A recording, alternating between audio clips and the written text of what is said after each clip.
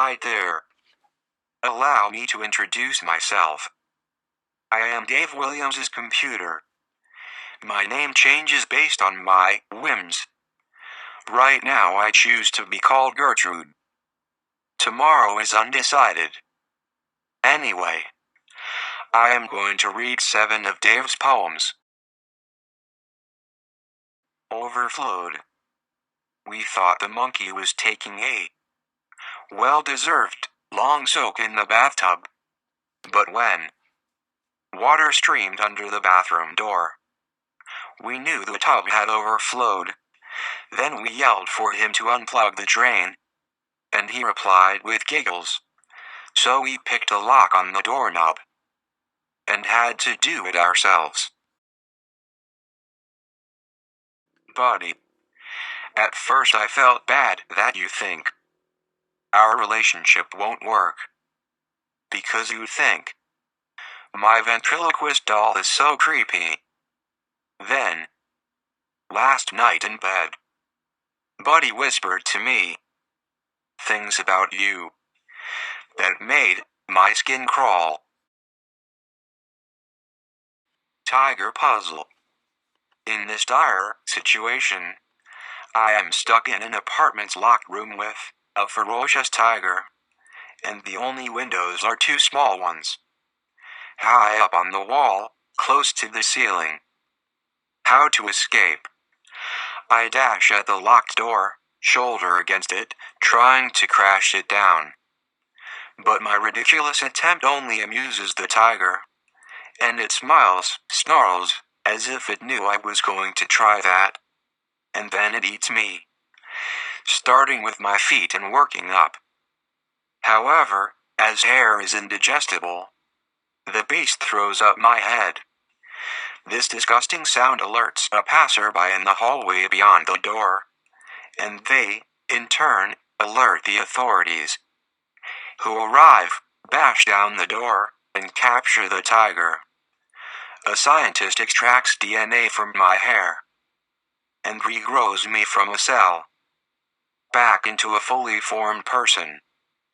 However, my memories are not carried with me, and so I am surprised when I show up to an appointment in an apartment building, and the door shuts behind me. The lock clicks, and the deep, throaty snarl comes from the shadowy corner of the somehow familiar room. William Carlos Williams stole my plums. I bought the plums at last Sunday's farmer's market, then put them in my fridge, because I like them sweet and cold. This morning, my eager hand opened the fridge's door. A blank spot weighed the shelf where the plums rested yesterday. I found Mr. Williams's poem on a scrap of paper on the kitchen counter. And now, I'm left to think about burglary, bitter disappointment, and the possibility of forgiveness. Backup data. My computer snarled at me and said, "Buddy, stop being such a slack up and run a regular backup, or else your cheek I'm gonna smack up, and your nerves are gonna crack up. If I ever break, and every human and machine is entitled to a mistake, then the loss of your precious data may be more than you can take." Highway poem. As my wife drives, I close my eyes and enjoy the orange sunny glow behind my eyelids, flashing off when treetops block the sun, then flashing on in the spaces between trees. It reminds me of 2001, A Space Odyssey, the part with colors stretching toward us viewers. Even though we're on the highway's long black ribbon tied to a helium balloon. I've never seen that elusive helium balloon, however, instead of the black vastness of space. What if, after I open my eyes, we're in a parallel universe? Would we know it? Most things could be the same as the previous universe. Until we discover small differences.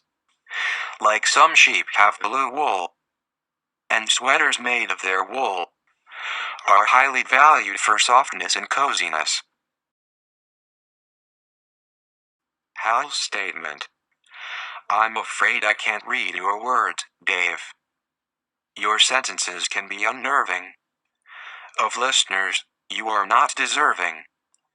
If this was in a car, we'd be swerving. Not off a cliff to die on rocks below, but into brambles on the roadside, where thorns would pierce the skin, and we develop a serious itch. Dave, your writing is like a rash, so I shall not read it. Thank you for listening. I can tell you are a cultured person, and a mighty fine dresser to boot. May your day be filled with sunshine.